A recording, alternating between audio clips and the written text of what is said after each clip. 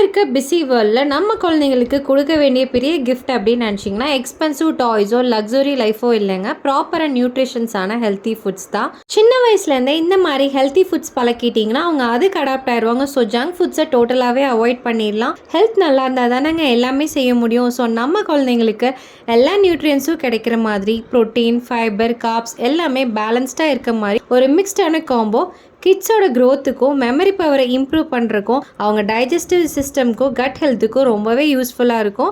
அடிக்கடி அவங்க குழந்தைங்களுக்கு உடம்பு சரியில்லாமல் போகுது, சளி காய்ச்சல் வருது, இம்யூனிட்டி கம்மியாகுது அப்படின்னு நினச்சிங்கன்னா ஃபிக்ஸ் பண்ண வேண்டியது ஃபுட்டு தாங்க. வெளியே வாங்கி கொடுக்குற junk foods, high sugary foods, fatty foods, இதனால குழந்தைங்க ஒபிசிட்டி ஆகி மென்டல் லெவலில் ரொம்ப டிப்ரெஷன் ஆயிடுறாங்க.